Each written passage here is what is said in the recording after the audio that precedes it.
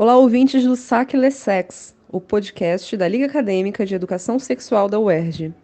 No episódio de hoje, vamos conversar sobre os desafios e possibilidades da educação sexual dentro do espaço acadêmico. Eu sou Rebeca Coutinho, membro da Lessex, junto de mim o Christian Menezes nos bastidores, e eu vou conversar com a Bruna Bello, a Gabriela Procópio e com a Juliana Guimarães. Oi, Bruna, Gabriela, Juliana. Por favor, se apresentem aos nossos ouvintes. Oi, Rebeca, tudo bem? Bom, olá, gente. Pessoal aqui que eu estou dividindo esse podcast, essa participação hoje. Muito obrigada. É uma ótima iniciativa, né? A própria Liga e essa série de episódios e podcasts que pretendem distribuir esse conteúdo tão necessário para a gente que é a educação sexual, né? Sejam todos bem-vindas, bem-vindos, bem-vindes, ouvintes que estão aí nos escutando. Bom, para me apresentar rapidinho, eu sou aqui de BH, né? Eu faço parte aí da Cota Mineira, da Lessex. Eu sou psicóloga, graduada na Faculdade de Ciências Médicas e pós-graduando em terapia cognitivo-comportamental e terapia sexual pela Unisal. Então, estou aí nesse percurso especializando em sexologia, trabalhando, fazendo atendimentos clínicos tanto online quanto presenciais e nesse percurso, nesse grande desafio que é falar de educação sexual. E na Lessex eu faço parte da diretoria de pesquisa e, claro, sempre participando dos nossos grupos internos de estudos, porque a Lessex é muito mais que vocês veem por aí, né? Sempre em busca de um conteúdo bacana e levar isso para mais pessoas.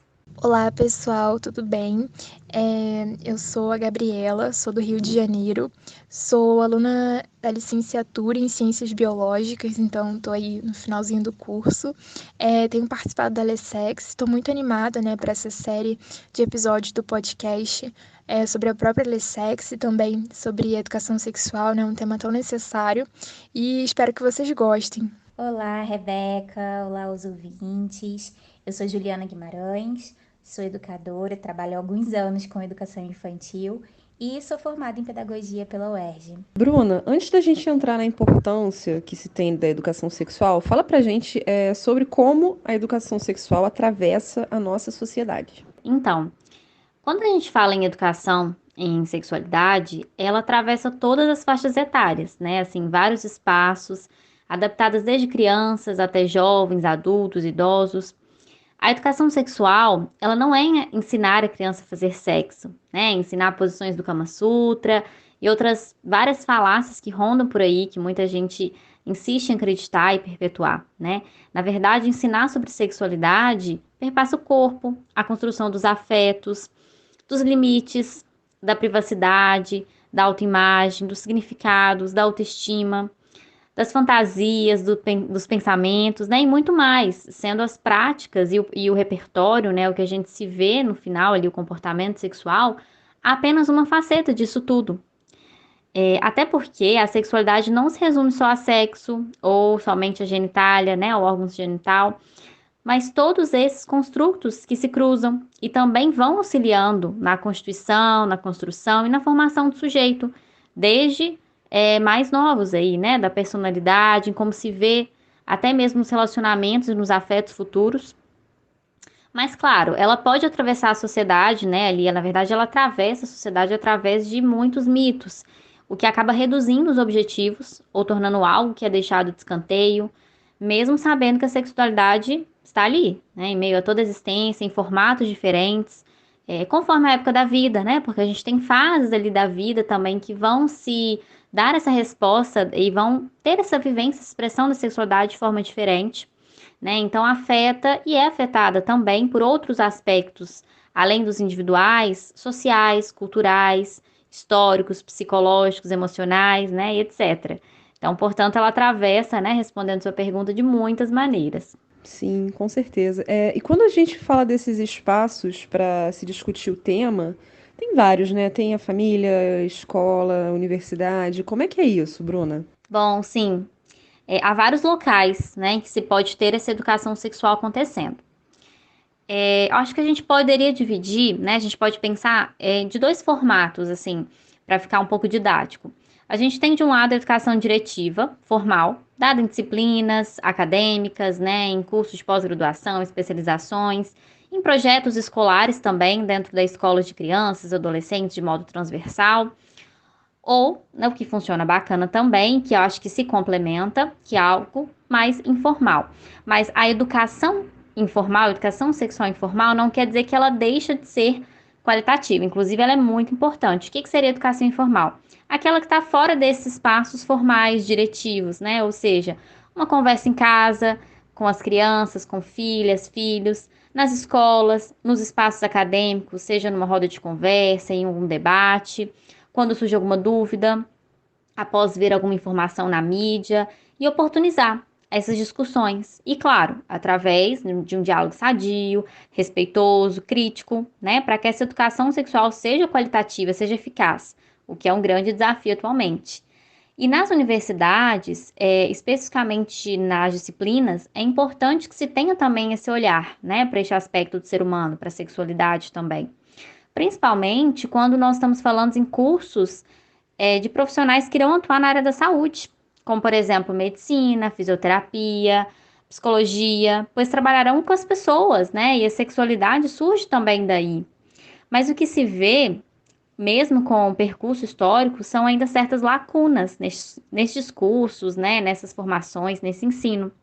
Até mesmo, né, os cursos que algumas vezes algumas pessoas consideram que poderiam ter ali, abranger um pouco mais sobre essas disciplinas, como, por exemplo, o curso de ciências biológicas ou pedagogia, né? Ou algum outro que eu não tenha citado aqui, quando há na grade, né, tais matérias, o enfoque acaba sendo, às vezes, somente morfológico, biologicista. Então, talvez não cumpra esse debate, papel, e não se complementa com uma educação que é feita em larga escala, né? Tanto formal quanto informal, e principalmente quando a gente está falando dessa formação de profissionais. Sim, sim, verdade. E por que dessa necessidade e a importância, né, de integrar as disciplinas que abordem a educação sexual nas graduações? Então, complementando o que foi dito nas perguntas anteriores, né? É necessário ter esses conteúdos, né? Nas graduações, nas academias. Primeiro, porque se não há, o tema ele fica invisível. Então, é como certo um tabu, algo velado, não dito. E o não dizer já é uma forma de comunicação e aprendizado, né? Que informação que está sendo comunicada através disso. E segundo, porque isso pode auxiliar na perpetuação de informações equivocadas, né? Naquela reprodução de mitos. E além disso, nós estamos falando de universidades, ou seja, após um período escolar, né? Que pode já ter sido carregado de lacunas. Pessoas adultas, né? Então, vem outras em área de educação e saúde, que seria mais primordial ainda ter esse acesso a esse conteúdo, ter essa formação mesmo qualitativa para trabalhar com as pessoas, né? Para trabalhar com a educação também de outras pessoas e nessa área da saúde. E aí, se a gente for pensar, como que vai ser esse profissional, né? Como será? Quando se deparar com uma demanda de sexualidade no futuro, né? E o futuro não precisa ser um futuro muito distante. Que espaço que ele vai abrir no consultório, nas escolas, nos atendimentos, se ele nem sente seguro, confortável para poder abordar sobre o tema, ou até mesmo por conta das lacunas que teve, né, de diversas maneiras que a gente está justamente colocando aqui. Rebeca, tem até um documento oficial da Unesco, né? É um documento da Comissão Internacional sobre a Educação para o Século XXI, chama Educação, Tesouro a Descobrir, um relatório para a Unesco. E ele percorre a importância da educação sexual, um documento bem interessante, tem disponível na internet, gratuito para leitura. E nele, para citar como exemplo, são colocadas 4 dimensões dessa educação sexual: o aprender a conhecer, o aprender a fazer, o aprender a conviver com os outros e o aprender a ser. Então, se a gente for falar rapidamente aqui na ordem, né, nós temos que conhecer para desenvolver ideias, pensamentos críticos, né? Depois, o fazer, né, que diz respeito à formação técnico, profissional, científica e toda aplicação.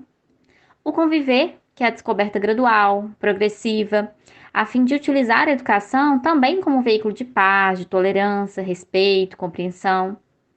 E ainda o aprender a ser, que transpassa a finalidade da educação, voltada não somente aos saberes, mas também às crenças, aos valores, atitudes, reforçando o conceito de autonomia e a própria capacidade de estabelecer as relações intra e interpessoais e poder então intervir de uma forma consciente, proativa.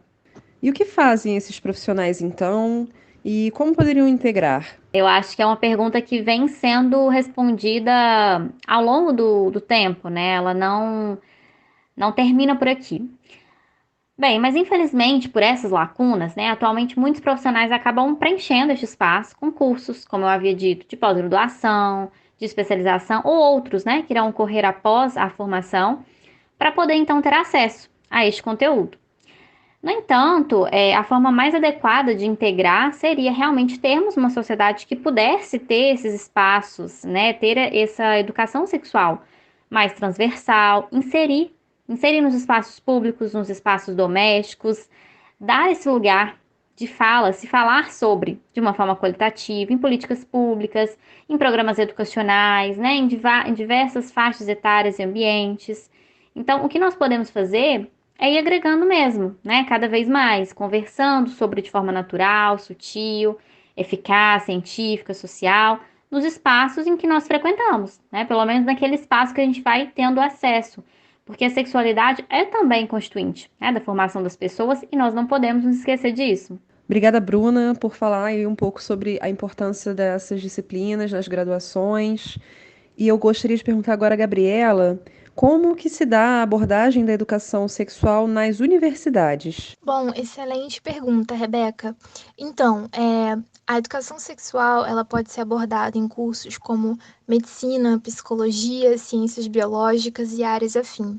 Só que, geralmente, quando a gente pega o currículo desses cursos de graduação, o que a gente observa são disciplinas que estão voltadas para questões como anatomia, que seria quais são os órgãos ali envolvidos, a fisiologia, que seria o funcionamento, e as patologias, que seriam as doenças.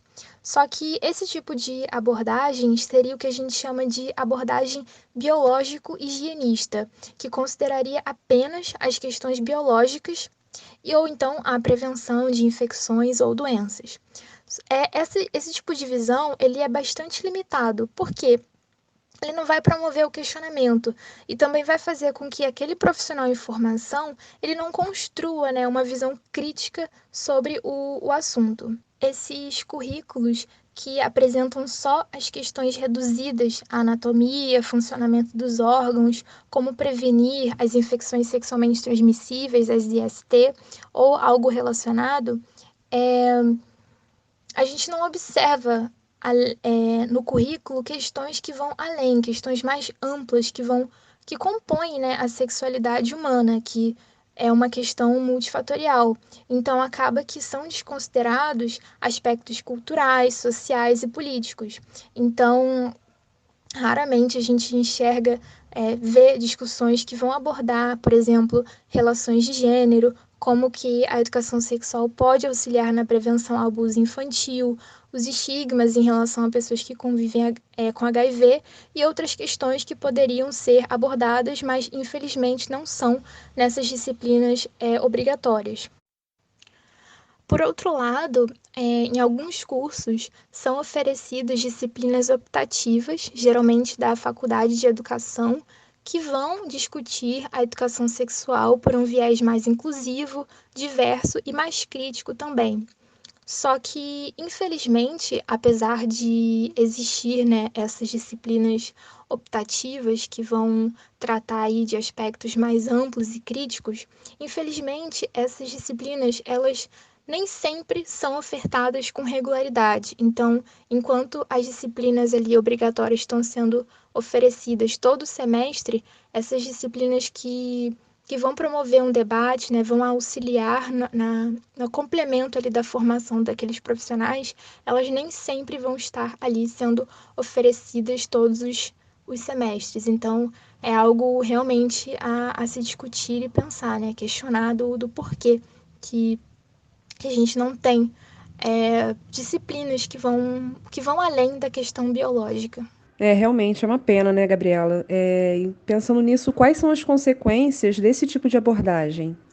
De fato, esse tipo de abordagem impacta enormemente o cotidiano de vários profissionais que eventualmente podem ser questionados sobre questões que envolvem a sexualidade. Então, se a gente estiver falando de professores, com certeza em algum momento vai surgir alguma dúvida relacionada, ou até mesmo médicos e psicólogos que podem ser também questionados pelos seus pacientes. Voltando ao caso dos professores, é esse tipo de formação que não vai preparar aquele profissional, né, para questionar os discursos aí hegemônicos e excludentes que são aí amplamente falados sobre a sexualidade. Isso vai fazer, né, com que aquele professor, aquele profissional reproduza esses discursos preconceituosos e que colaboram, né, com esse discurso cis heteronormativo aí que vai acabar influenciando bastante de forma castrativa, né, ali os alunos ou quem quer que esteja escutando o discurso deles. Então, assim, tratar a educação sexual com um foco só na prevenção de infecções sexualmente transmissíveis, né, as IST, ou mesmo a contracepção, é você reduzir todo o potencial que tem a educação sexual. Porque se você tem uma educação sexual que está ali pautada, né, pela abordagem dos direitos humanos, dos direitos reprodutivos, ou mesmo numa abordagem emancipatória ou queer, você pode ajudar, né, no desenvolvimento da sexualidade dos alunos ou dos seus pacientes ali de forma muito mais positiva e autônomo, né? Você está dando autonomia, está dando mais segurança para aquela pessoa ali desenvolver e compreender melhor a sua sexualidade.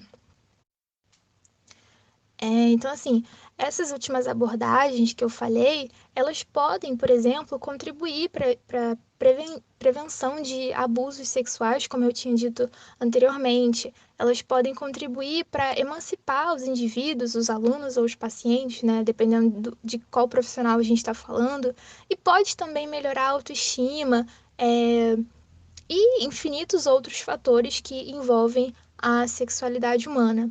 Então, é sempre importante a gente ter em mente que a educação sexual ela vai além das questões biológicas. A gente não está falando só do corpo.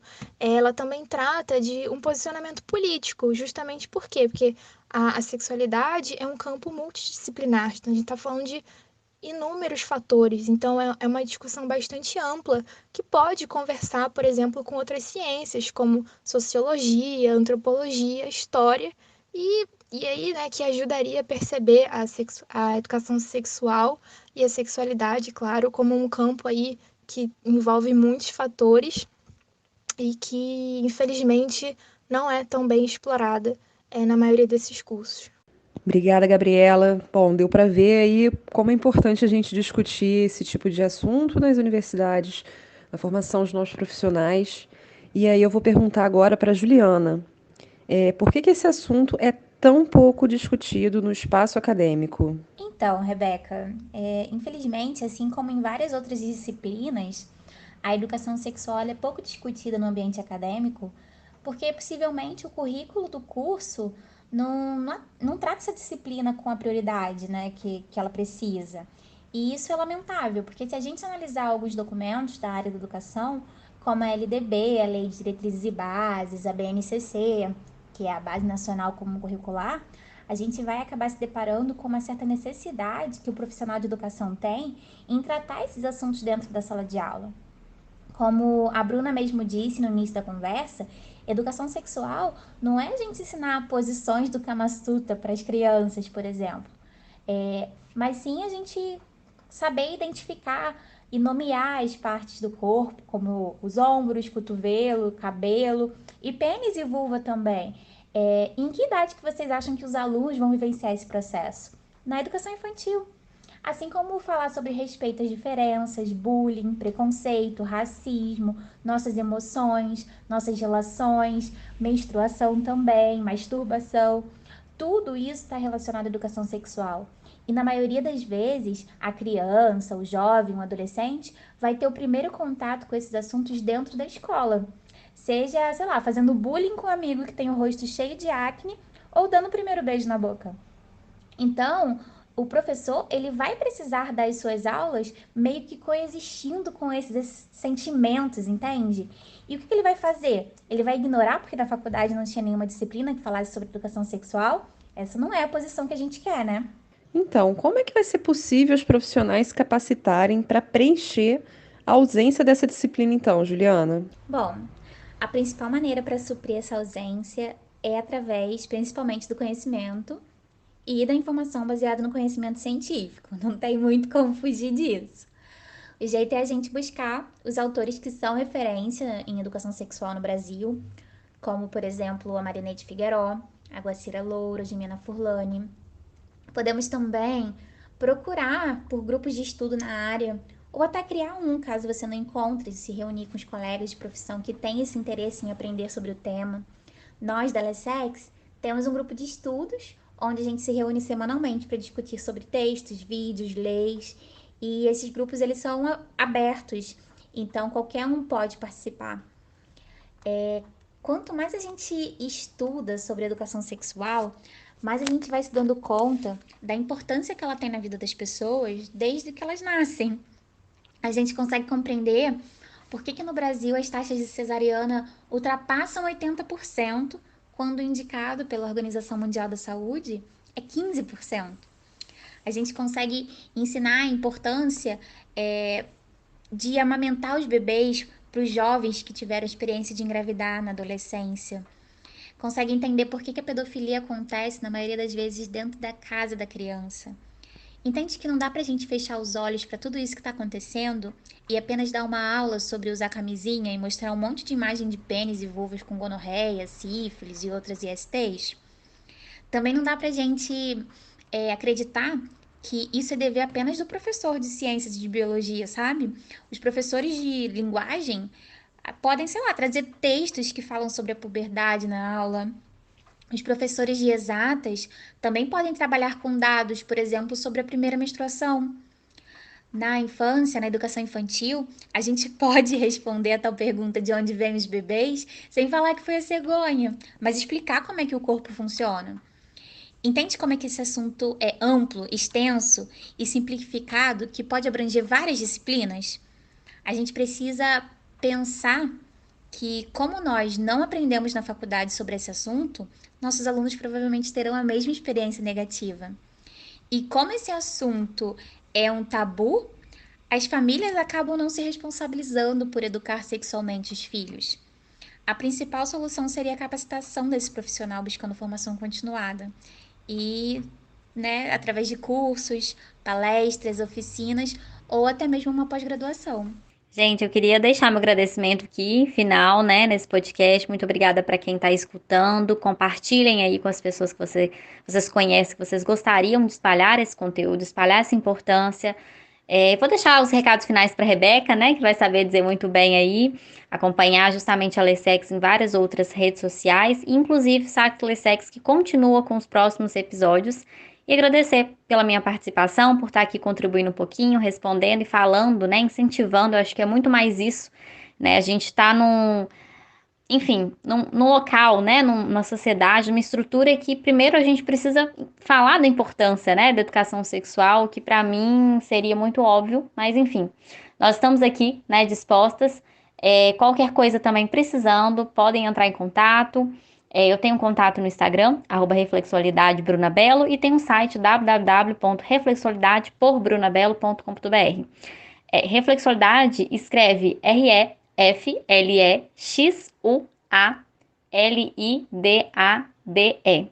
É uma junção, de reflexão com sexualidade. Então, vocês podem me acompanhar lá, mas principalmente acompanhem a Liga para poder ver todos os conteúdos. E muito obrigada, Rebeca, Gabriela, Juliana, todo mundo que esteve aqui dividindo comigo, e o pessoal também da gestão e os ligantes, demais ligantes aí, que fazem isso tudo acontecer. Beijão, gente. Até a próxima.